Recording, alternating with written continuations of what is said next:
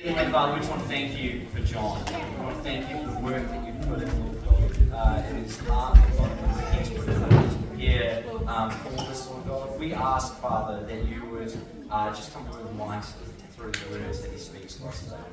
We learn something more about you, God. Father, would you reveal yourself deeper to us, Lord? And Father, would you just use the words that John speaks, Father, to encourage us all today. In your mighty name we pray. Amen. Over to you, Thanks, Josh. Well, it's good to start. Who likes new things? Yeah, I love new things. And I haven't seen you earlier, so Happy New Year. And it's good to be back and worshipping the Lord. I really love that he's been faithful all of my life. Yeah. And as you get older, talked a little bit about age just before, you get to experience it more, you know, and that's one of the great things about age, is that you experience more, and you can experience more of God's goodness. Wow, what a series. I want to give you a little bit of my personal experience. When I was 19, I was a little bit skinnier, had more pimples, and my life was turned upside down. I grew up in South America, and that's why I'm tan. No, parents are Kiwis. That was my life. I went to school there. I spoke Spanish, English at home sometimes, and all my friends were there. We were quite involved. My parents were missionaries. I'd be speaking as a teenager in churches and camps, and we'll be involved in a whole heap of things. I had all my friends were there, and the only part of my life that was here in New Zealand was my cousins, really, and my grandparents. And we had been to New Zealand a few times, and I remember how each time the experience was different. When I was 6 or 7, I loved New Zealand because it had mince pies and raspberry buns and swimming pools at schools. When I was about 12, we were here for about 10 weeks, and that was okay, it was good. But when I was 15, and I spent a year here in sixth form, so that'd be year 12, that was not okay. Life was different. My friends were different to the people here. We lived in a very expressive community.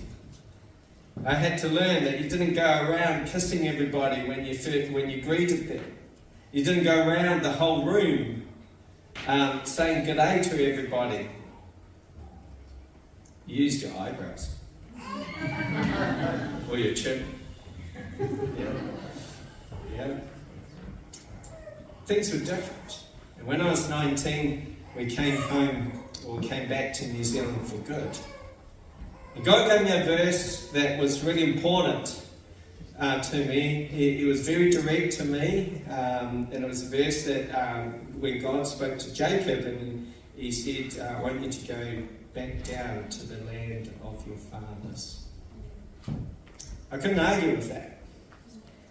And when God is in front of you and he guides, the best thing to do is to follow.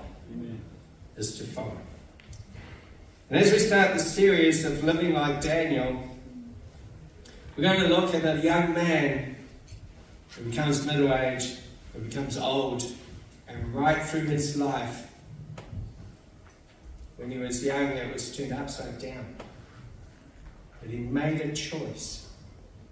And because of that choice, he lived a tremendous life for God. And we're going to start by just reading the first few verses in Daniel. And just to get the context, we're just looking at the historical context. And I'm not sure if Daniel's here, but he's going to talk to us next Sunday about some of the exciting stuff. I think I'll be able to frame myself getting into those verses when he talks to us about the life of being different. Let's read Daniel chapter 1, verse 1. And I've got that. Here we go. During the 3rd year of King Jehoiakim's reign in Judah, King Nebuchadnezzar of Babylon came to Jerusalem and besieged it. The Lord gave him victory over King Jehoiakim of Judah and permitted him to take some of the sacred objects from the temple of God. So Nebuchadnezzar took them back to the land of Babylonia and placed them in the treasure house of his God.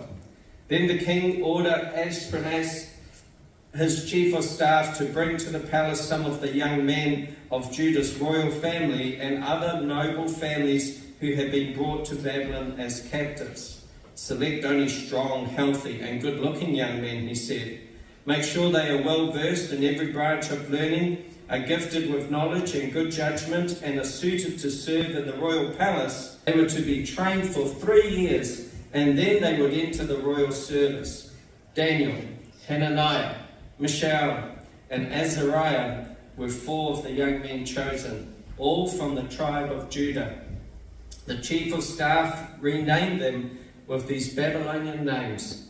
Daniel was called Belteshazzar, Hananiah was called Shadrach, Mishael was called Meshach, and Azariah was called Abednego. And we'll leave it there just to get the context of this tremendous story.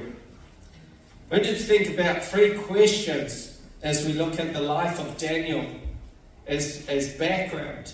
3 questions that are so important to everyone today. And they are, where did we come from? Where do we find ourselves today? And who do we choose to become?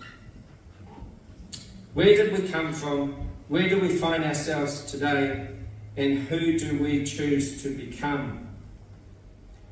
See, the context of the life of Daniel asks these 3 questions. And we're going to deep dive into just one small aspect of the first one.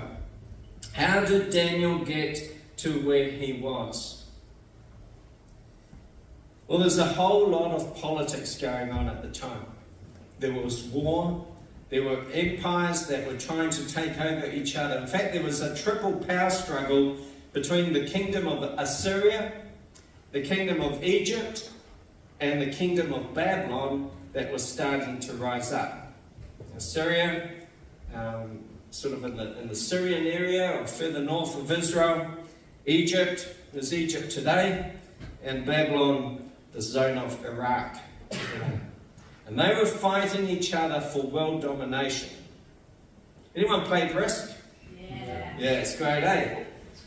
Well, we're still convincing Christine that it's a good game. But us boys that's what we do on holiday. You know, that's our one game. We found a Risk. It costs $3 from, I think, Salvation Army or someone like that. And we're just getting our money's worth. I had played that in South America. It was called Tag over there for some reason. And the idea with Risk is a war game. You get your armies and you throw the dice and you conquer each other's territories. And the idea is to fulfill a mission, which you get on a card, which you guard very carefully. Make sure no one sees what your mission is. But the interesting thing about Risk is someone can have a turn and they can get a bit greedy and they can conquer all these territories as they throw the dice and win. Yeah? And then they decimate a bit because they've got about 10 territories but they've only got one army on each one. Then it's the other person's turn and they've got lots of cards there and they cash those cards in and they get like 20 armies and they come back and take those over again. And sometimes the game of Risk can take hours and hours and hours. I must say Matt won both the games this holiday to Sam and my disgust, but good on him. This is what was happening in the Middle East and is still happening today. There was this power struggle. And we're coming in roughly in the year 600 before Christ. And Nebuchadnezzar, he wasn't much, really. He was just a general in an army. But he started to conquer. And he went up to the mighty Nineveh, which was the capital of Assyria. And he conquered Nineveh. And then Egypt heard about this, and they made a pact. And they said, we're going to go and help the Syrians. And King Pharaoh, or the Pharaoh Necho, he came through Judah at the time, and we'll come back to Judah, but at that time he battled against Josiah, and Josiah, the king of Judah, died in that battle. King Necho kept going, and he went up to Nineveh, and he joined forces with what was remained of the Assyrian army, and they fought a mighty battle called Carchemish against Nebuchadnezzar, but they lost. And that was the start of the big rise of Babylon. And by winning the battle against Egypt, Babylon automatically took over the land of Judah, the land of what used to be Israel. Now that was what you would have heard on the news, if there was news in those days. But let's look a little bit at the timeline from the Bible's perspective. There's a terrible, terrible king, and yet in God's grace he repented from what he did. And his name, he's grayed out there, is Manasseh. Manasseh was the king that reigned the longest in the whole kingdom of Judah. Let me give you a bit of background. It's a little bit like, you know, the movie starts with Daniel and his friends, and you flash back a few years. We're going to flash back quite a long time, back maybe a century or two or three. And what happened was the kingdom of Israel, it started with King Saul. And then there was King David, the famous king. And then his son King Solomon, the richest king. But then after that, after King Solomon, was King Rehoboam, who was the son of Solomon. And King Rehoboam did not do what was right. And God decided that the entire kingdom of Israel was going to be split into two. And you had the kingdom of Israel on one side under Jeroboam, and the kingdom of Judah and a little bit of Benjamin on the other side with Rehoboam. And that's how it stayed for hundreds of years. In the kingdom of Israel, there were 9 dynasties. In the kingdom of Judah, there was only one, the throne of David. And as we get to Manasseh, which was quite a few years later, Manasseh was a wicked king. He did terrible things. He did things that are despicable and shocking, and even hard to even talk about. Things like offer his children in sacrifice to foreign gods. And God said, as a result of that, I'm going to judge the people of Israel. In Jeremiah 15, he says, I'm going to send 4 different forms of destruction on the people because of what Manasseh did. Manasseh was succeeded by Amon, and he had 2 years, and he was pretty wicked too. But Manasseh really took the cake when it came to wickedness. In fact, Manasseh was taken by the Assyrian people to Babylon, because Babylon was under Assyria at the time, captive for a long time. The Bible tells us that by God's grace, Manasseh actually turned back to God, and he repented from what he had done, and God allowed him to come back to Judah. But still, he was going to discipline the country because of the sin that they had committed. Interesting enough that the grandson of Manasseh was a king called Josiah, and he was the opposite. He found out when they were doing a spring clean in the temple, because the temple had been abandoned, the law of God. And he said, I am going to follow what the law says. In fact, he got a fright, because the law said that if you did not follow God, these kind of things would happen. And he says, I hope we're not too late. And he turned the whole country back to God. And God said to him, I am going to discipline, but not in your time. After Josiah, we have the king, and it's the reign of the Jays, you know, John. But Jehoahaz, and he was no good. The king of Egypt, who was the big guy at the time, he took him away, and he put in his place Jehoiakim, and he was no good. In fact, he changed his name. His previous name was Eliakim, and he changed it to Jehoiakim. And then they were very creative in those days. It became Jehoiakim, with a CH rather than with a K. And he was no good either. And then Zedekiah reigned for 11 years until Nebuchadnezzar came and destroyed the whole city, and the temple of God was destroyed. The reason I've got that graph up there, I want you to understand roughly the setting of Daniel.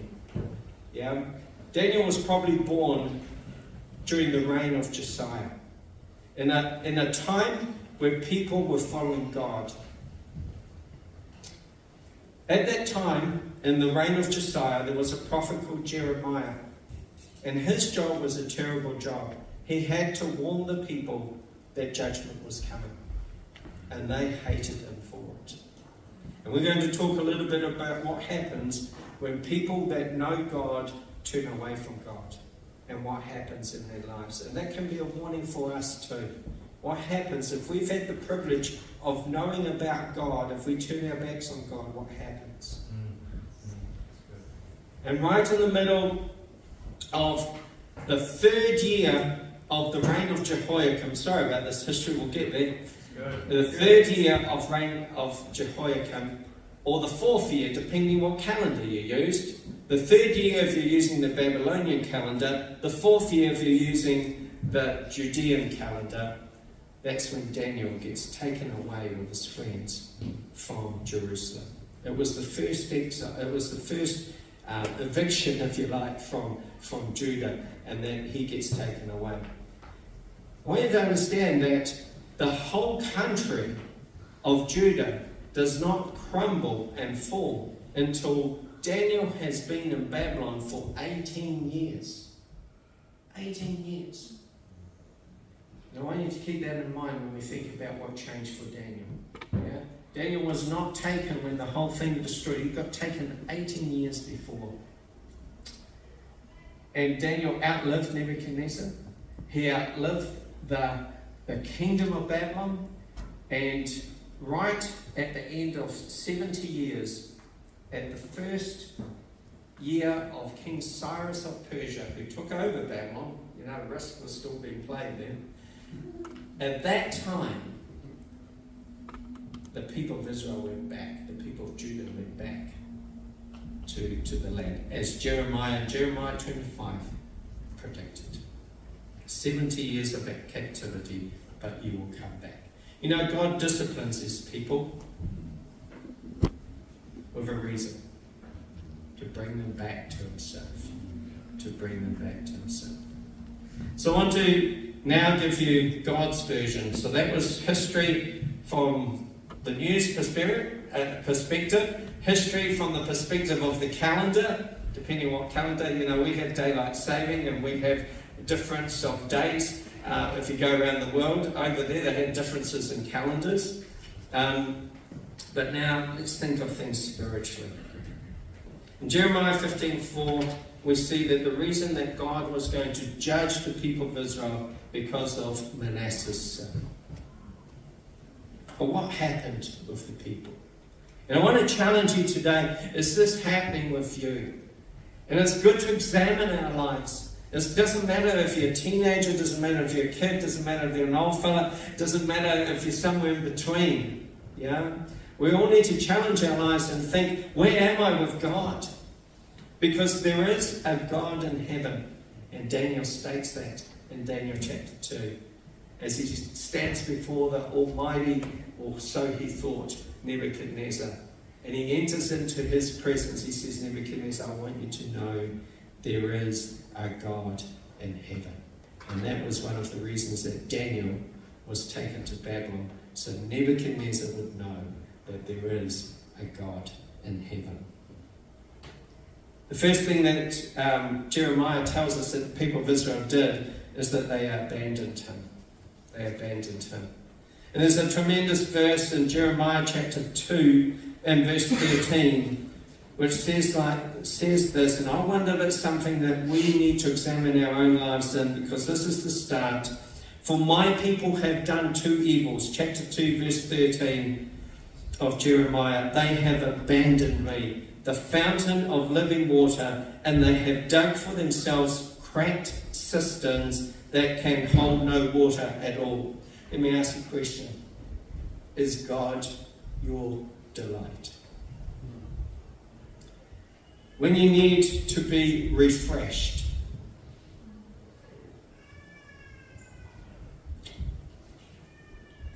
do you use your finger? And you scroll? Or do you turn to God? When you need comfort, where do you go? When you need sustenance, when you need excitement, when you need motivation, when you need drive, when you need really a thirst for life, where do you go? They have abandoned me, the fountain of living water. And they have dug for themselves cracked cisterns that can hold no water at all. That's what happens today. We look for motivation, we look for fulfillment, we look for satisfaction in everything else that cannot give us because we have turned away from the one who can. Step number one. Not only that, they delighted so much in those things that were broken cisterns that the Bible tells us, and Jeremiah himself says they had relentless idolatry. They got addicted to worshipping something else. And not only that, it becomes such an addiction to worship something else that it became shocking.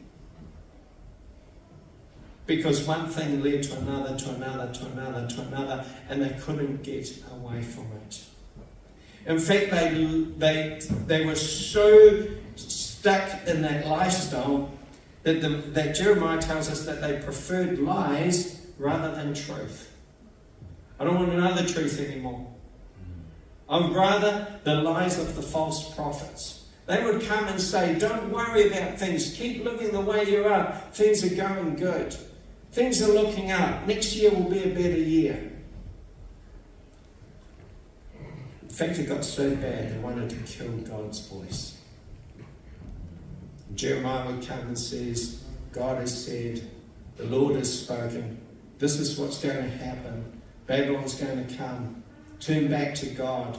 Do what He wants you to do. Now is the time. Come back to Him. And they said, get rid of that man. Get rid of that man. I do not want to hear God's voice. You know, when you start looking for things elsewhere, it gets to the point that you want to shut God out. Not only that, they persisted in disobedience. And they did not want to repent, which means their minds were fixed on doing what was wrong. You know, all sin, that's going through a book called Call 52, and it talks about all aspects of the Bible and just some core truths in it. And one of the things that it captured me was, you know, the root of sin is pride. The first sin was pride. Remember? I'm going further back. Remember the devil? Lucifer, son of the morning. I wanted to be more than what he'd been created to be. I wanted to be like God. Pride. In fact, Jeremiah 17 says that the heart is desperately wicked. We're wicked to the core. No justice, no kindness from the leaders. That was Jeremiah would go to the royal palace and he would tell the king, he says, the problem with you guys is you don't care about your people. You will not be just with the people that need justice. And you downtrod everybody that is in need. It was so bad. It was so bad. Listen to this. So bad that the throne of David, remember the throne of David was where the Messiah was going to come, Jesus. The line got interrupted In fact, we're told that Jeconiah, that one of those kings, in fact it was Jehoiakim, he got renamed Jeconiah and then Coniah. It says that his throne, the throne of David was cursed as a result of his life.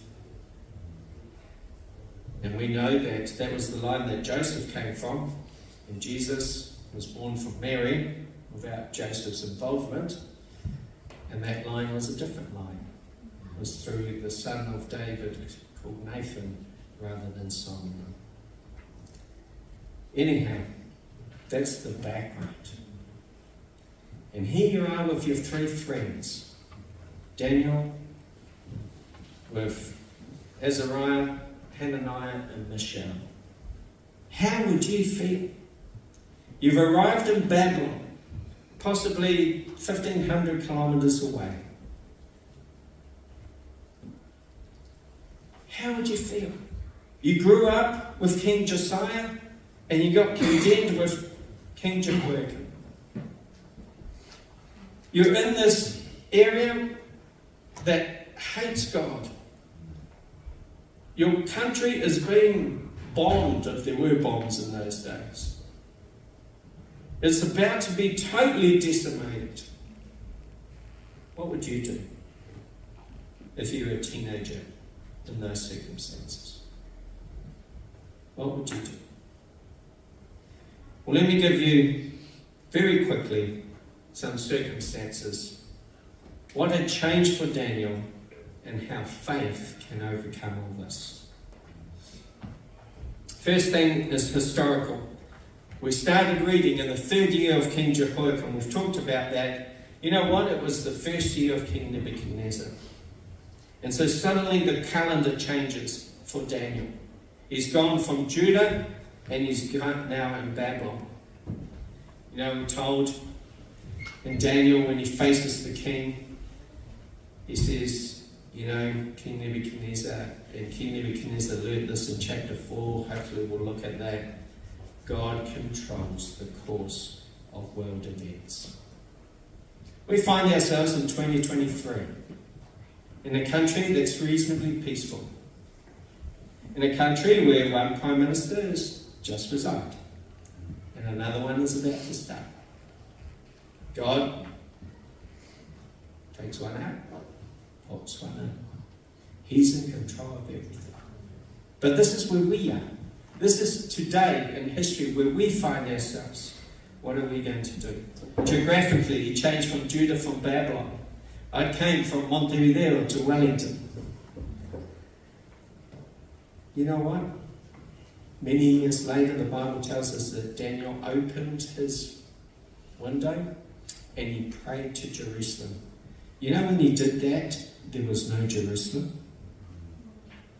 Jerusalem had been destroyed. But he knew that he was going to be praying to that city that one day God will reconstruct. He had a new boss. His boss previously was Jehoiakim, and now his boss was Nebuchadnezzar, a ruthless ruler. He entered into the presence of Nebuchadnezzar, probably met him for the 2nd time, and he said to him, he looked into his eyes and he says, I want you to know, Nebuchadnezzar, you might be the king, but there is a God in heaven, and he's in control. He changed his job from the nobility of the court of the king of Judah to the foreign royal service. And his friends said this to Nebuchadnezzar when they were asked to bow down before an idol. He says, the God whom we serve is able to save us. So maybe you don't like your boss today, but who do you serve? Who do you serve? Even in a trying workplace scenario, God might have placed you there. And God might want to get you out of there too. But you're there.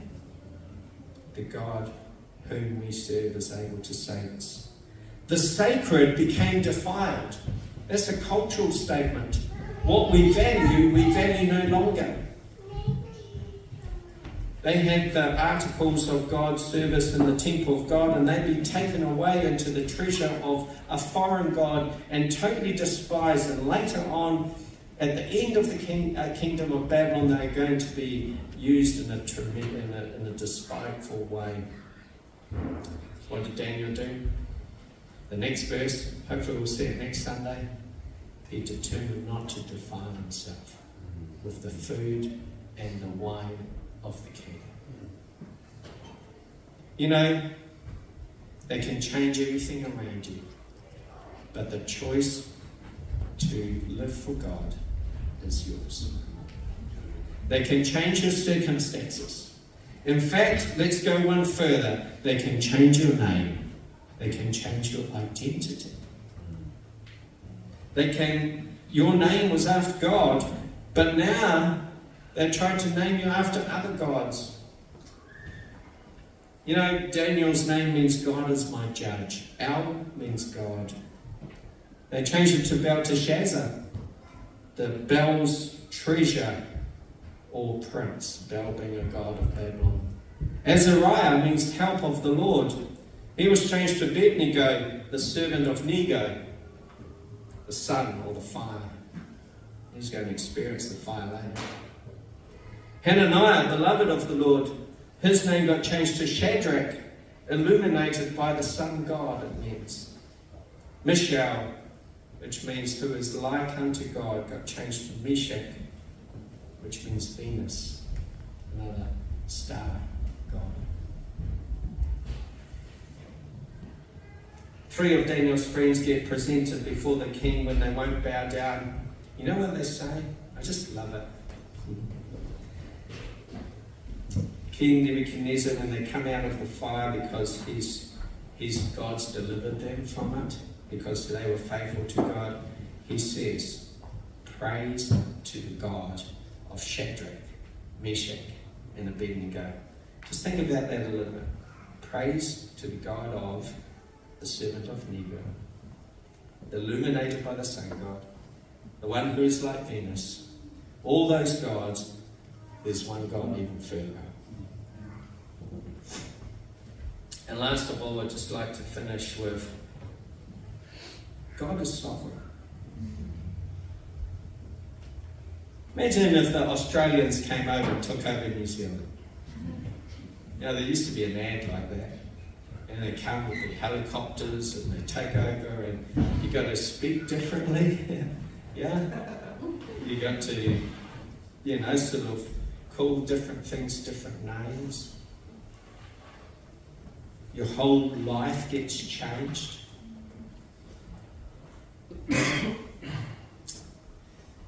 Or they touch your relationship with God. Daniel learnt maybe from an experience in Jeremiah 36. And Jeremiah goes and he gets the people that have made a commitment not to contaminate themselves with the people around them. They were called Rechabites. And roughly about that same time, Jeremiah talks to them and they had kept their commitment, and God uses that commitment to illustrate to the people of Israel, you have not kept your commitment to me. Daniel says, I don't care. I will serve the Lord. There is a God in heaven. He's the God I serve. And I'm going to determine in my heart not to contaminate myself with the things of this world. Jake was telling us earlier about how we see ourselves. What about how other people see us? And what about how God sees us? This is 3 verses from Daniel. The result of a man who determined to serve God even though his circumstances were a disaster. I don't know where you find yourself. I don't know where you find yourself. You might be a little bit like what other people call you. You know? That man Daniel, one of the captives of Judah. This is decades after Daniel was in Babylon. They still called him a captive from Judah. That's how other people saw him. Especially the people who didn't like him. Yeah, how God saw him. In the second part of Daniel, there's a whole heap of prophecies about the future, including future times from now. One of the most specific prophecies of when Jesus was going to come was found there. And at one point, Daniel prays, and a command is given in heaven. And we get a little insight into the spiritual world. And an angel comes and he says, "Now I am here to tell you what it was, for you are very precious to God." Later on in chapter 10, he says, "Daniel, you are very precious to God. So listen carefully to what I have to say to you. Stand up, for I have been sent to you." Wouldn't it be cool? It's when you pray. There's a kerfuffle in heaven. Hey, so-and-so's praying. We better listen. Because that so-and-so made a commitment to serve the God of heaven. Can I encourage you today? Doesn't matter where you come from. Doesn't matter where you find yourself today. Who you become is your choice. And God loves you so much. Be true to Him. Come to Him. As we heard, He will wash you from your sin. But if you belong to Him already, maybe today is time to commit to Him again. And say, I don't care about the past. Apostle Paul said this. I don't care about the past. I leave the past behind me. But I'm looking forward. And I'm going to do what Jesus called me to do. For the purpose that He has called me. And I'll serve Him.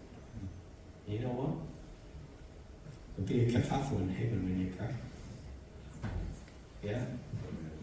God will listen. He listens anyhow. But man, there'll be an angel sent.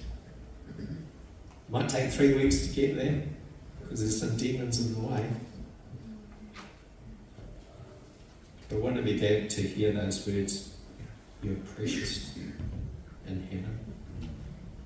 And God bless His word.